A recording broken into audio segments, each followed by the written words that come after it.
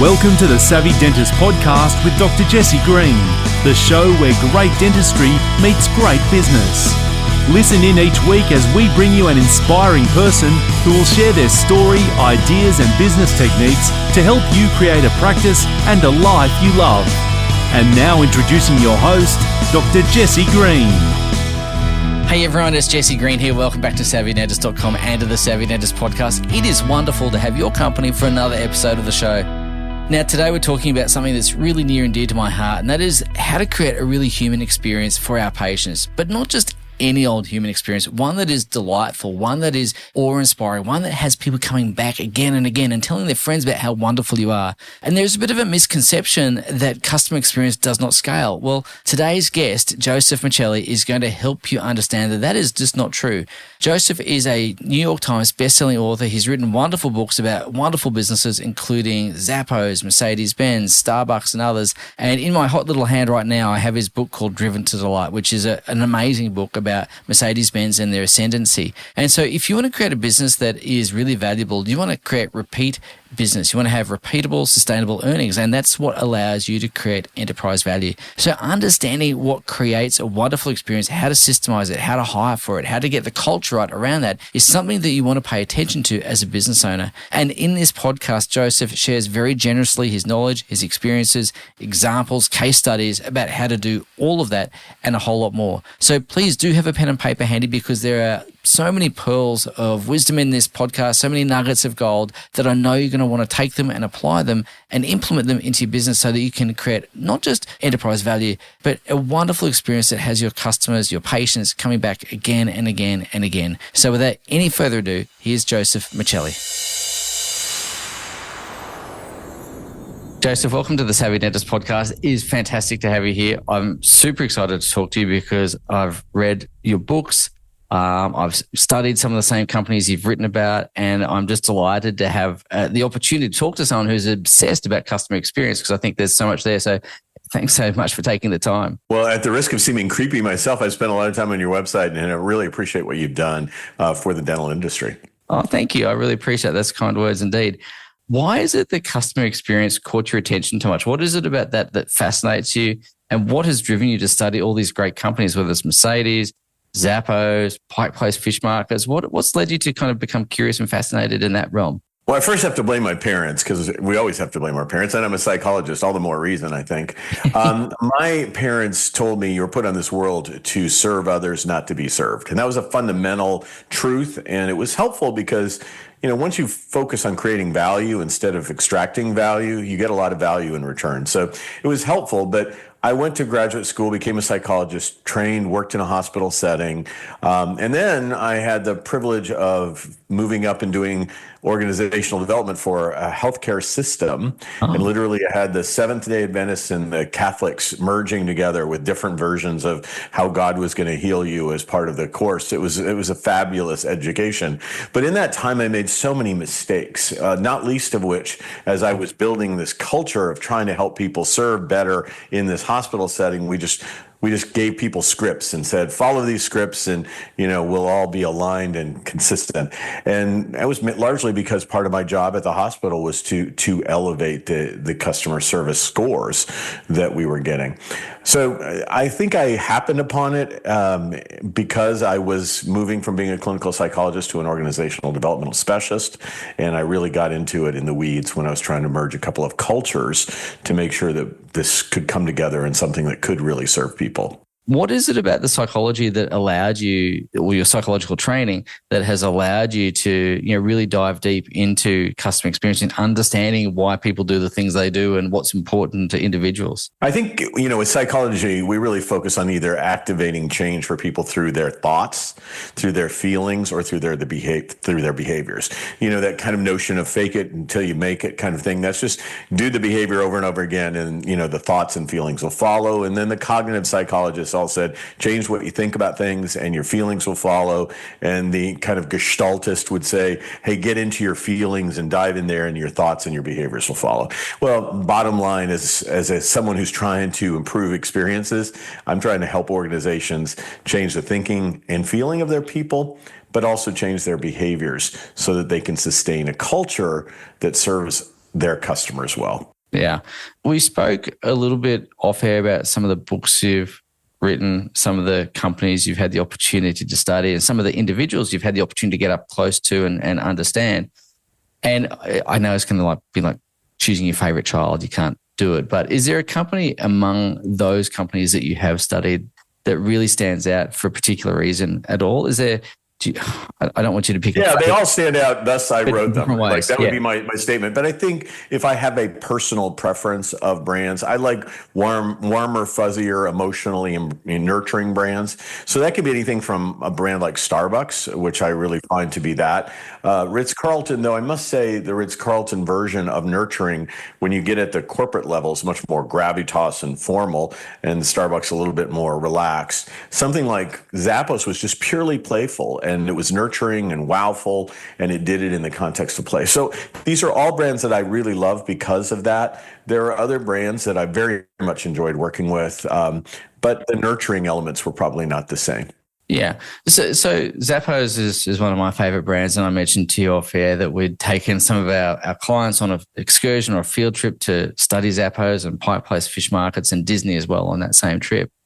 And I guess I wanted just to unpick the customer experience and the formulation of it. But I guess before we get to that, because one of the myths that I mentioned to you just before we started is that there's this, well, I've come across it, maybe others have not, but this is my experience, is that some people seem to believe that a customer experience is too human dependent. It can't be systemized, therefore it can't be scaled. Therefore it's an inconsistent thing. And I guess I want to just talk about how we can embed a wonderful customer experience for our patients and understand the benefits that'll bring us. But I'd like to just speak to that scaling piece. You know, it's impossible to scale service kind of routine because it's too independent on the individual. Well, I'll lead credence to it for a moment. Like I'll honor the fact that we are all human beings and that we can have a great day, we can have a bad day, and the experiences we deliver varies based on the moods of humans. Undeniably true. If we hire really bad humans, as a rule, we don't know how to select people who are capable of delivering great experiences or who have a service mindset. If we don't hire service mindset oriented people, then we can pretty much assure it's not going to scale. It's not even going to manifest, let alone scale. And then when we do hire well, we need to keep grooming it, nurturing it, pruning it, feeding it in order for it to grow and scale. But truly, if you could not scale this, then there would be no competitive advantage for it. Everybody would just give up on it.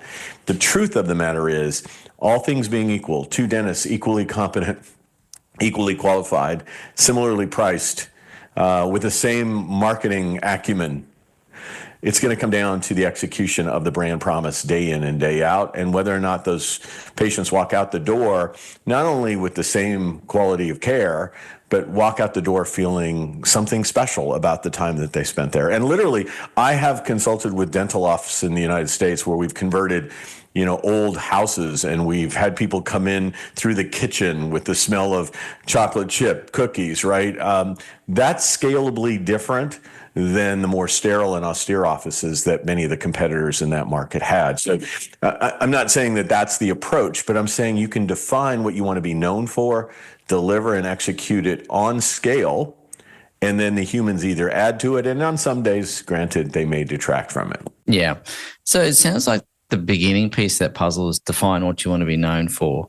Can we just unpack that a little bit? And again, perhaps using some of the brands that you've had the opportunity to work with. I'm just curious to understand the thought process that goes into that definition and how people might uncover that for themselves. Yeah, so I've worked with all these brands and helped consult for them. So let's take a Pike Place Fish where they throw fish, tiny retail space in Seattle, 1,400 square feet of retail, mostly known for throwing fish and having a kind of Gregorian chant back and forth among the fishmongers. People come there, flock there, take pictures, love to see the fish get thrown, love to try to catch the fish sometimes.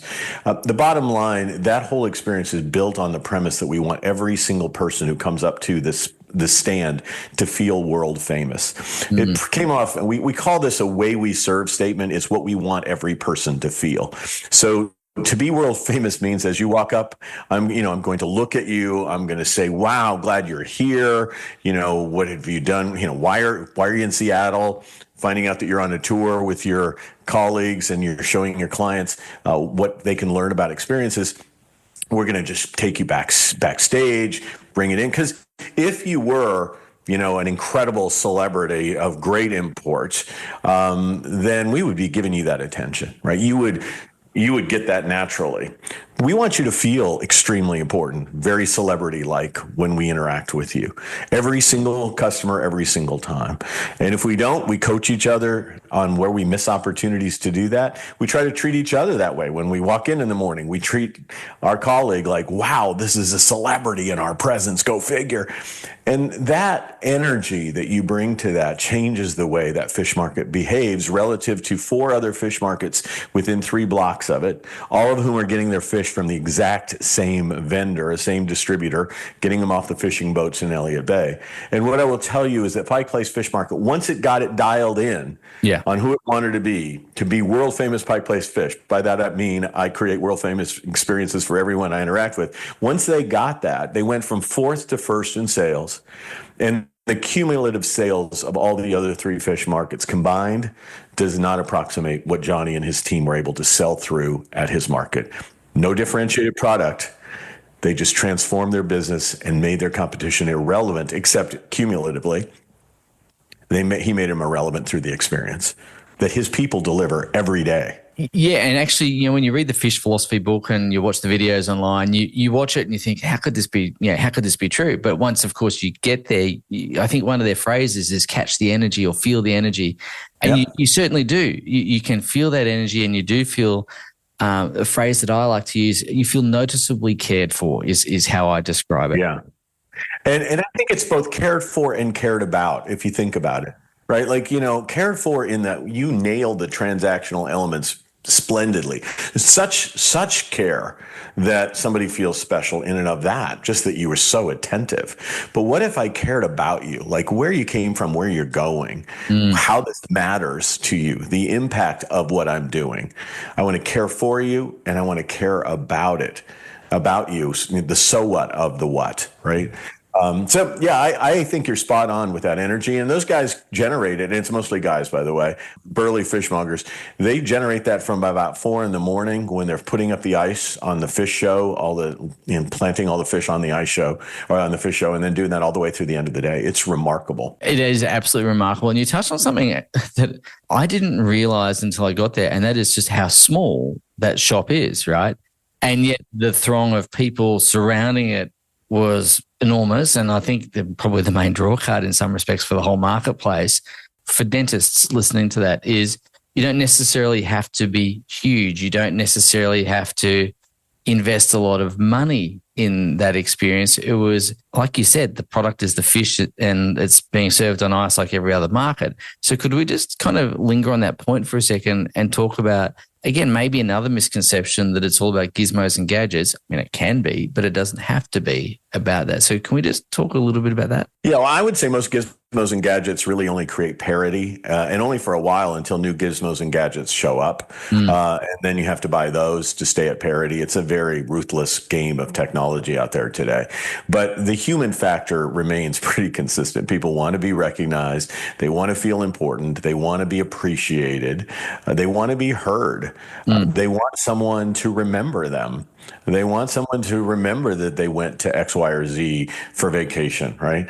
And that doesn't take a lot. If you have a customer relationship management database, as most of us do, you can put some of the personal information in certain fields there, and you just refresh your staff, make sure your staff checks in on that data before they interact with every patient.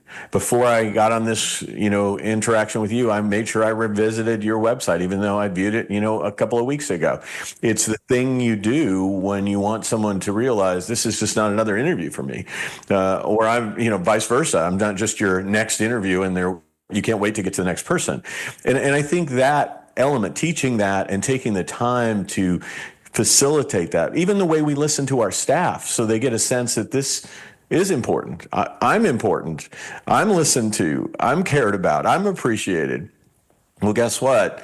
We expect you to do that for them too. And this is really a big thing for something like a Ritz-Carlton, where literally we have people taking care of guests who are not in the same socioeconomic class as the guests that they're taking care of. Yeah. And yet we say we are ladies and gentlemen serving ladies and gentlemen as our way we serve statement, right? We serve ladies and gentlemen, and we do this by elevating the senses, and there's more to it. But the niche here is to say, you are a lady or gentleman. We are going to demonstrate that in the way we care for you. When we select you, we listen to you very carefully. We understand these things that you prefer that you don't even know we're listening for. So maybe you're a prospect and you're talking to another prospect, and I overhear you talking about fresh squeezed mango juice. And on the first day you arrive, having been selected for the job, I'm going to make sure there's fresh squeezed mango juice at the Ritz-Carlton for you on your day of arrival. And when you say, "Hey, how did you know?" I wasn't on a questionnaire of my preferences.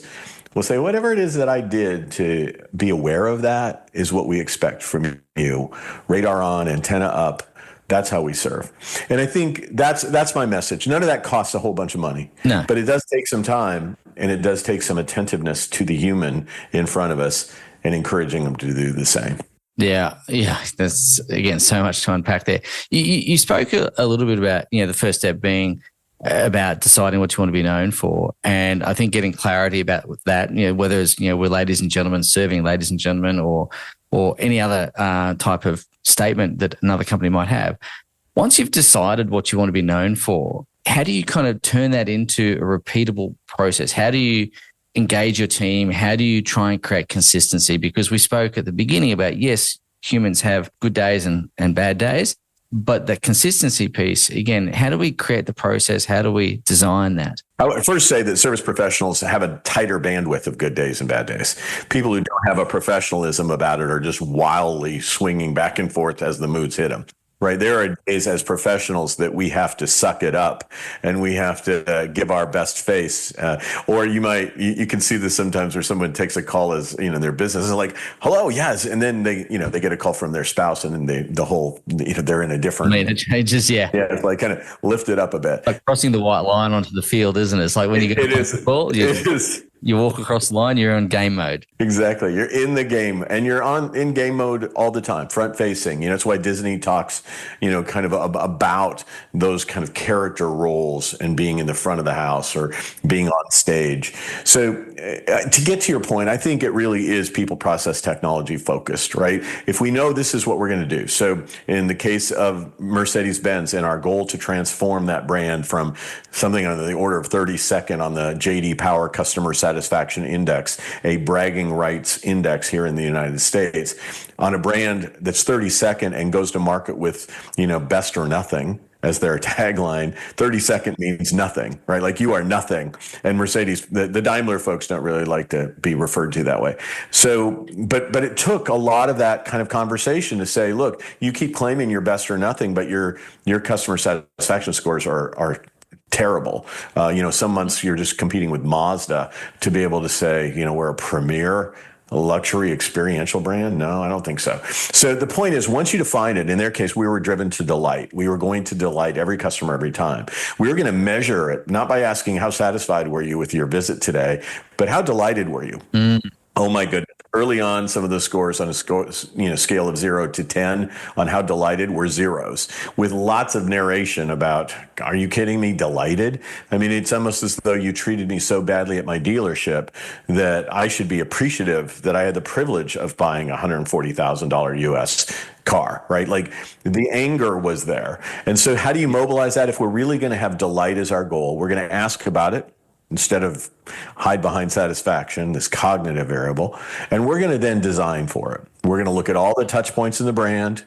And this is true in an office setting. What are the most important touch points? They're the arrival touch point. Yes. That's arrival on your website. That's arrival on the phone. That's arrival in your office. And that arrival experience sets the whole tone for everything else. It's a major memorable event. If you think about your day, you don't remember everything that happened in your day. There are certain defining moments in the day that are more emotionally charged and that tend to be remembered. And so the same is true with visits to, a clinic or an office. And so arrival is a big one, right? A transition from the waiting room to the treating area, right? All the handoffs that happen where I wonder, did the care I just received up to now, is that going to change? Yes. The uncertainties of what are going to happen. The care itself clearly is within the control of the dentist and the dental team, but then it may go back out to, some appointment scheduling. It may go out to some billing interaction. There are all these moments that are, some of which are particularly significant, more significant than others. And so, it's operationalizing what are we going to do at the most valuable moments? Because we can't control everything. Let's just put our energy into the ones that are most likely to be remembered.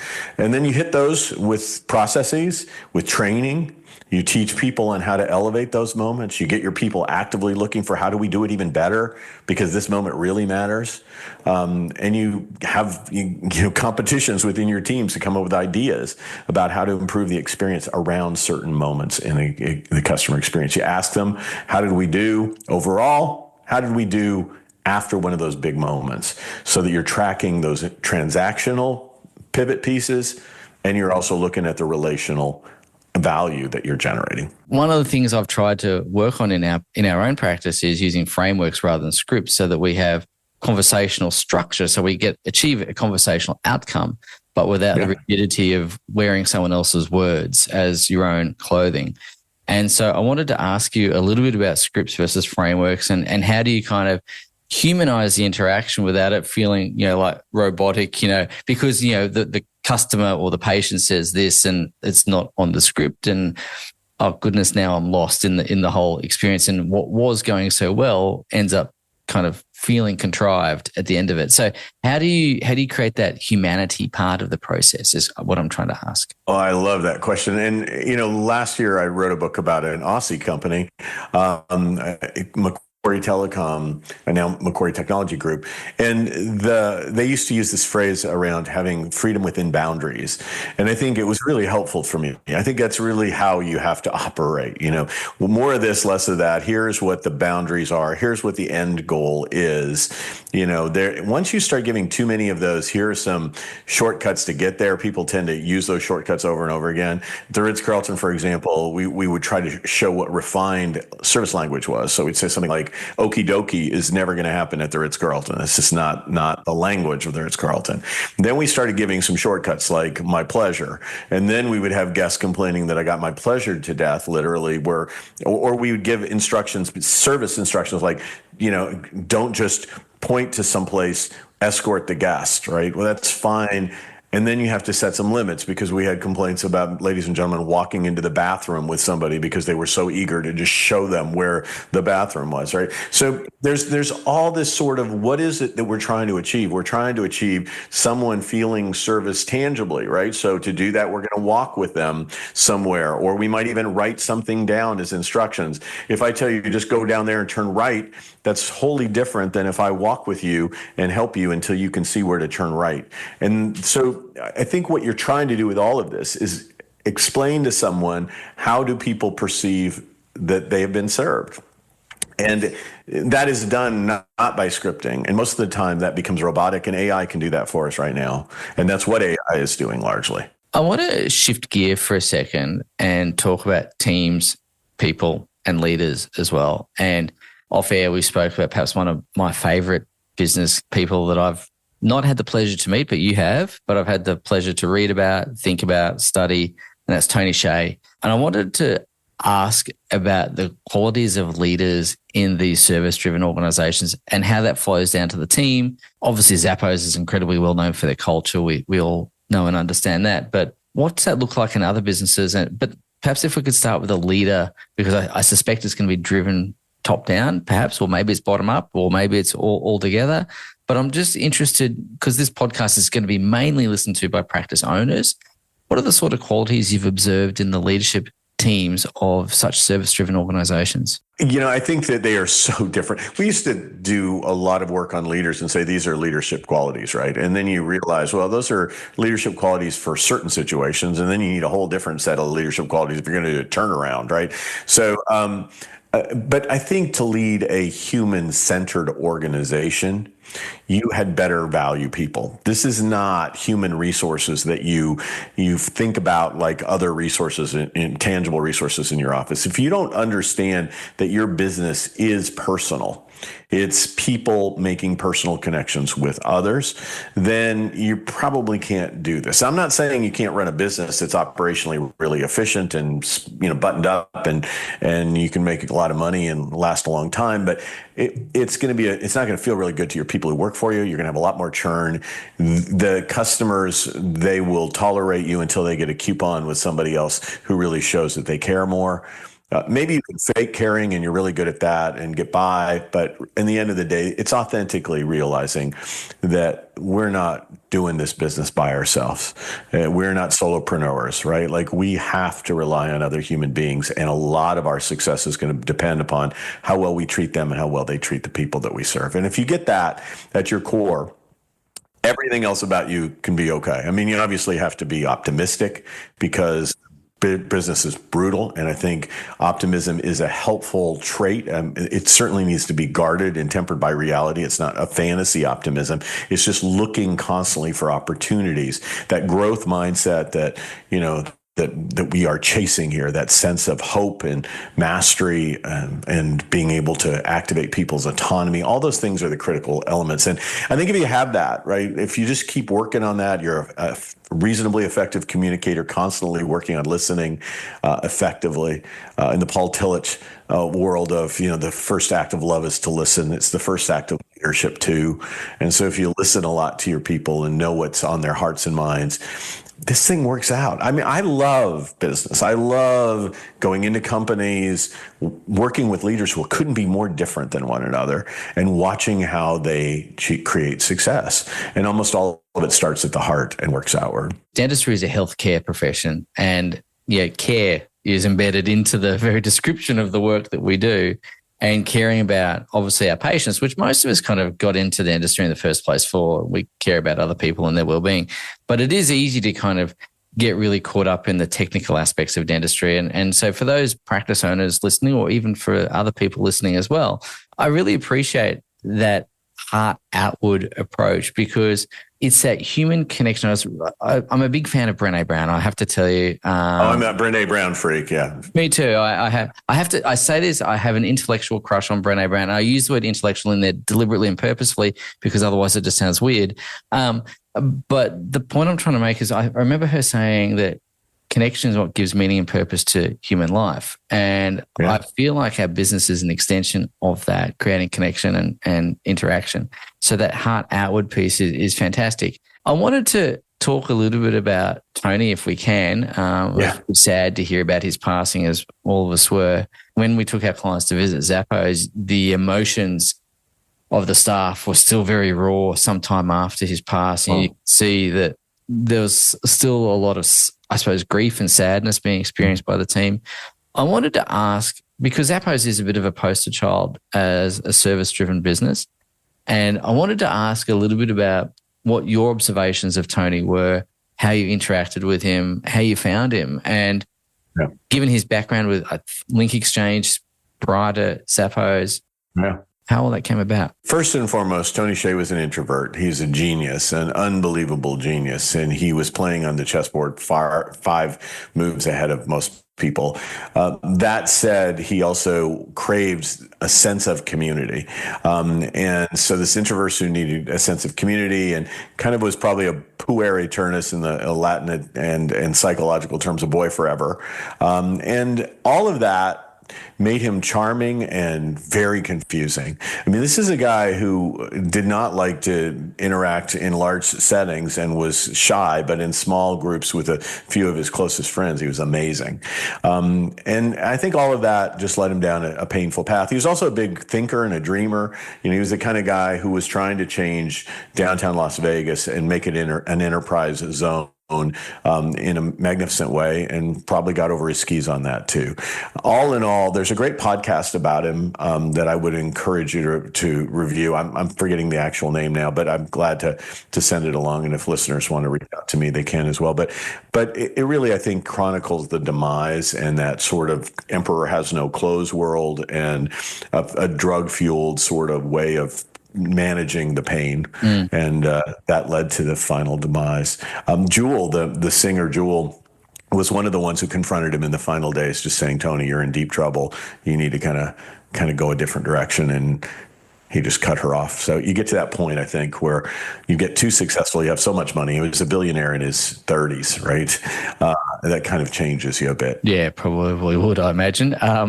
You and I could try it, though. I mean, my 30s have long gone. I'm still, I think, I'll just take double the millions now. I've got the grey hairs to disprove my 30s. I have 2 teenage kids as well who. That'll put you away right there. Yeah. Right there.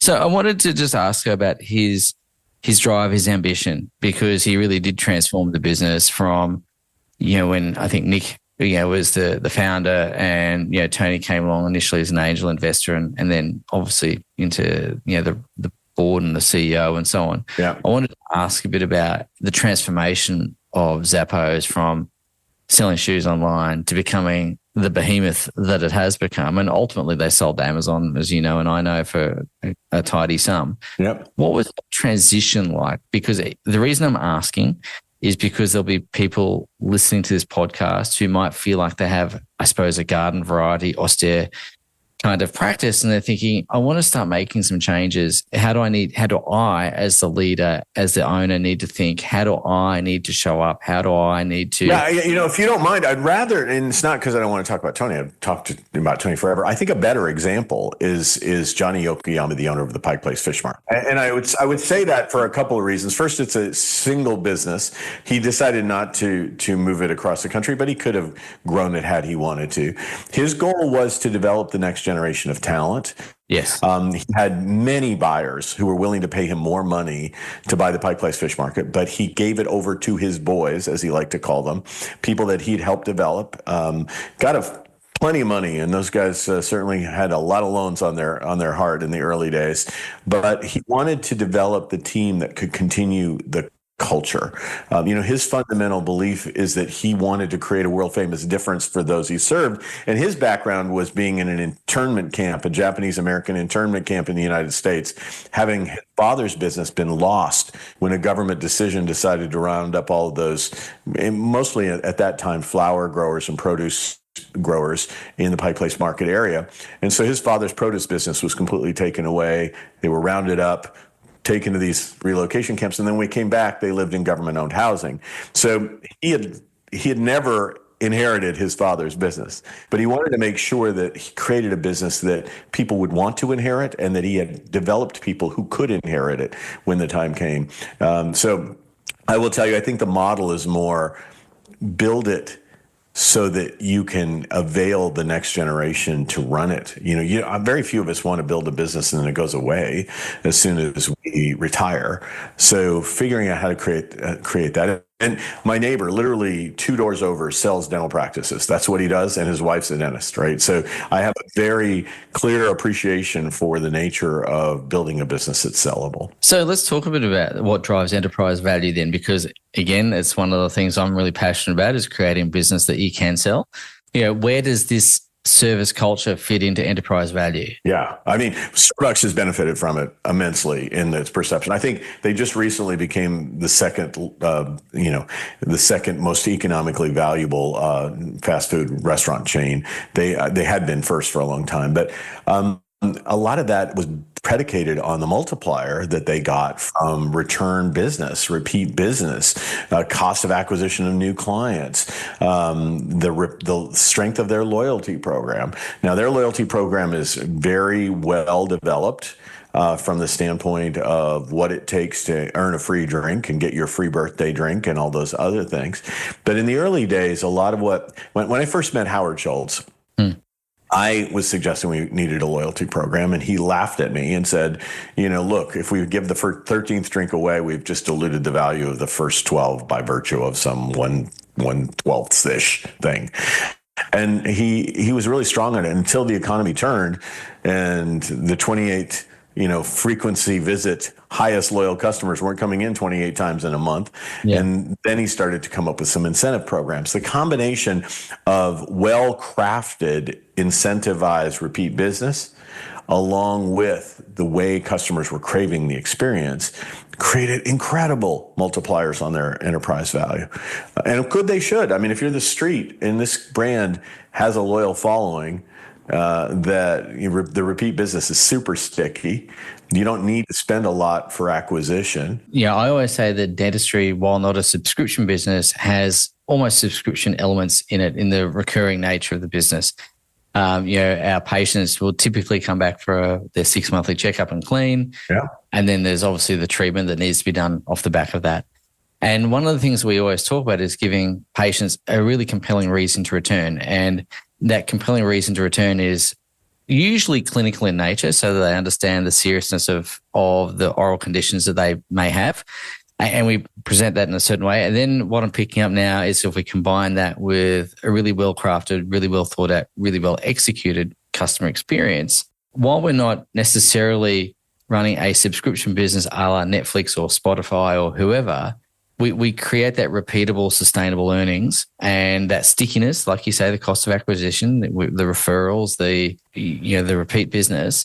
That's going to add tremendous enterprise value, which I love. Huge. Yeah. I'm curious to ask, because I've not seen this, but that's not to say it doesn't happen. But in the United States, do you see formalized loyalty programs like the one you described for Starbucks being operated in a business? Maybe not a dental practice, but I'm just trying to think, is there a way of incorporating a formalized structure of that nature into a practice? So I'd never really a lot of professional practices, you see referral incentive programs like for your friends. So there's that. The actual, you stick around, we're going to get a discount for a long-standing loyalty. No, but I advise my clients, professional service clients in and out of dentistry. I'm not a dental expert. You wouldn't want to come to me. You definitely want to go to you. But my clients in general, to look for ways to incentivize people that have nothing to do with money per se or some gamification model. Yeah. So I would much rather know that there are certain things, you have certain interests and preferences, and some of the events that I might sponsor, you might have exclusive access to. Yeah. When my dentist is able to get me access to something that is near and dear to my heart, or he invites me to participate with them in some social giving program, then it's a whole different relationship with them. I obviously love their dental care, but I also love their humanity, and I love that they allow me to do good in the world alongside of them, or I love that they allow me to experience the arts in a certain way that because they know me and they've created this special offering that gives me some access I would not have otherwise gotten, curated experience relevant to me. So yeah, I think I see it happening, but I think that, punch card sort of mindset, I wouldn't go there anyway. But I don't see it happening. I will tell you really quickly, I lived in Colorado for the longest time, and I had a dentist in Colorado I loved and adored. And so when I first came to Florida, which is a long schlep from Colorado, I kept going back to my dentist in Colorado. It was very expensive. It was tedious. I said, okay, finally enough. You love the guy, but this has got to end. Yeah. You've got to get a dentist in Florida. And so my search for a dentist was absolutely abysmal. And so, the industry, for as much as I thought it was like the guy in Colorado, there was such variability. I had dogs defecating in the treatment area. I had the whole range of experience. Pricing that was so not transparent that from a user experience perspective, I'm like, I think they're shysting me. I have no idea if this is legitimate because it's so convoluted. To finally finding somebody after sticking with a guy for a little bit here who was, again, I just dreaded, not from the experience. Like we think it's pain and discomfort. It wasn't that at all. It was just having to hear him talk politics for most of the time while my mouth was unable to reciprocate, right? But I stayed with it because I was tired. Yeah. I was worn down.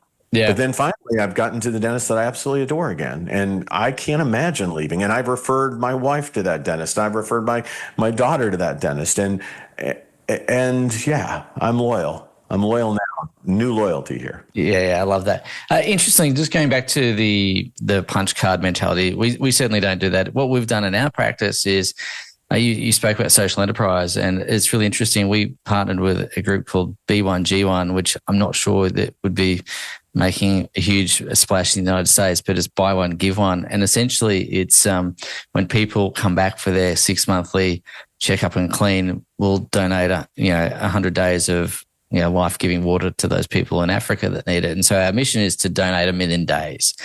And it's actually something that's really been very good, because at the end of the appointment, we give them a little thank you card that says, thank you, just by coming here to have your teeth, scaled and cleaned and your examination performed, we've donated 100 days on your behalf. And so every single time that someone comes in for their exam and clean, we donate 100 days. And we've actually gone past 1 million days by now. But it's been great. And what it's really done is it's galvanized our customer base, our patient base, into a cause that, I live in a place called Canberra in Australia. It's a seat of government. It's the capital.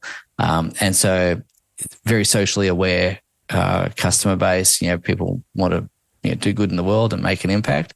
And so that's been really useful. So I think your point about getting engaged in some causes, I think is really useful. And we found that to be really a good way of getting people to come back to. So I don't know the B1G1 per se, but I know Blake Mykoski, who started Tom's Shoes. Yeah. And it was such a breakthrough. Like, buy shoes, do good. Hello, I would, if all things being equal, I'd rather do that, right?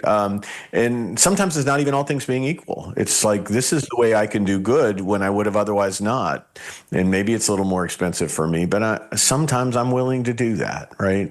And in many cases, it's more about giving me chances to do good, right? And you are, by just coming to you, gives me a chance to do good without having to do anything else. Yeah, doesn't cost you anything, which is great.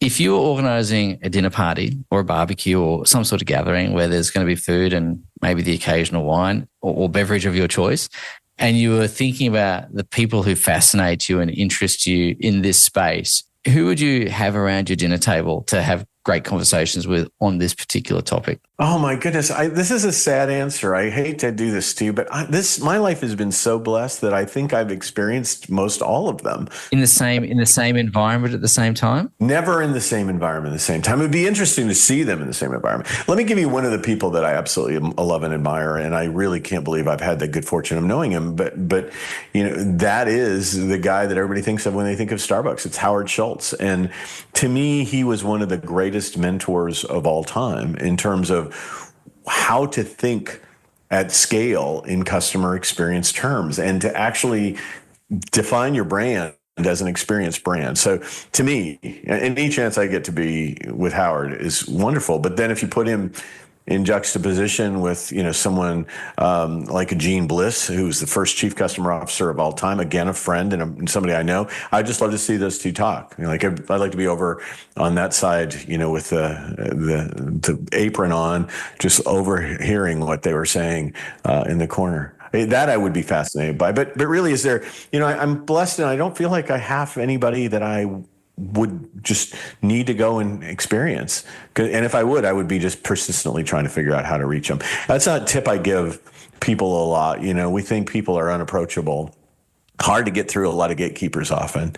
But if you're persistent enough and you're not too stalker-like, fantastic. Don't cut yourself short. That's all I would say.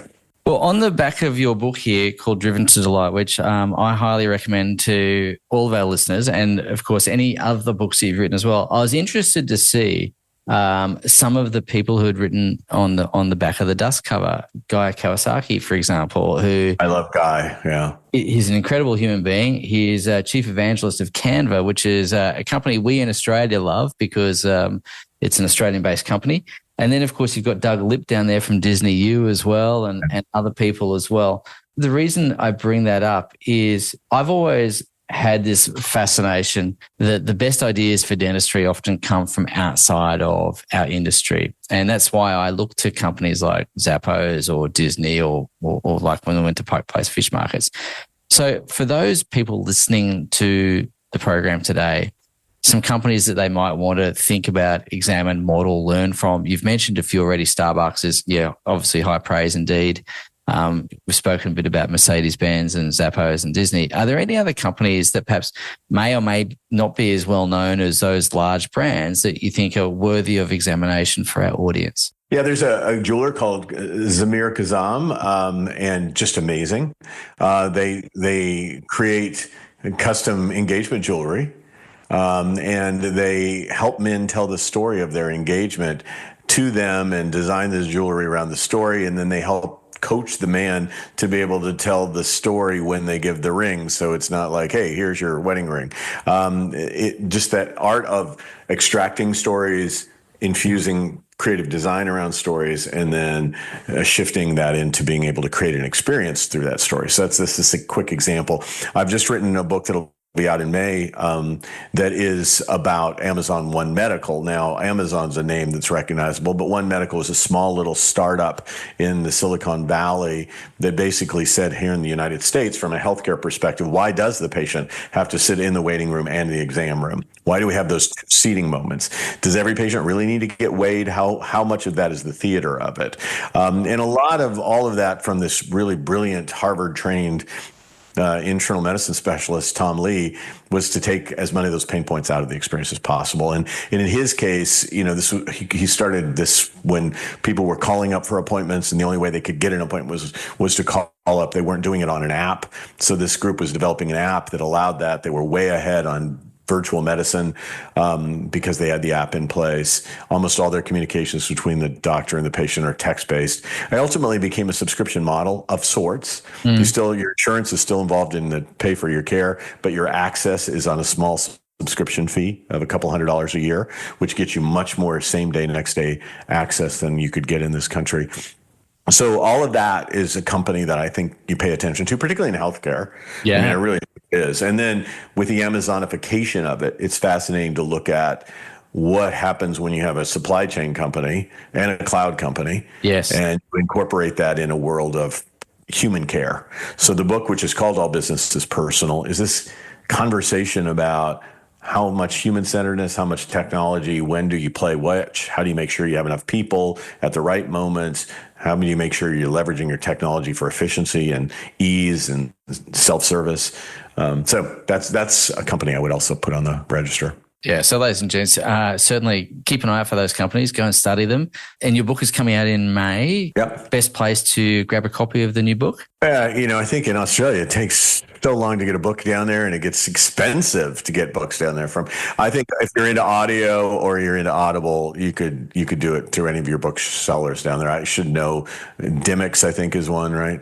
They should have it in audio. Well, Joseph, I wanted to take a moment to say thank you so much for sharing your wisdom, your insights, and your experiences with us on the podcast. If people want to find out more about your book, your work, is the best place to find them online, or where would you like us to? Yeah. I think if you have my name, you can find me. I'm mercilessly by my name everywhere online. JosephMichelli.com will get me on the website. And then from there, I'm Joseph Michelli on LinkedIn and everywhere else. So if you can spell it, you can yell it, you can find me. Yeah, I love that. If you can spell it, you can yell it. Love it. Awesome. Well, Joseph, once again, mate, you've been a very kind and generous guest today. And I just want to take a moment to thank you from all of us here at Savvy Dentist, myself, our listeners, and our whole team that go to put the show together. You've been a fun guest to talk to, really insightful guest to talk to, and appreciate the work you do. So as I say thank you, I'm going to revise an earlier answer. That barbecue, anytime you want to come along, I'd love to have you as the person I'm talking to. Thanks so much for your kindness today. Oh, thank you so much. I appreciate you, Joseph. Thank you for listening to the Savvy Dentist podcast. For more episodes, go to drjessegreen.com/savvydentist. And to discover how to build a high-performance dental practice, visit drjessegreen.com and download the free report.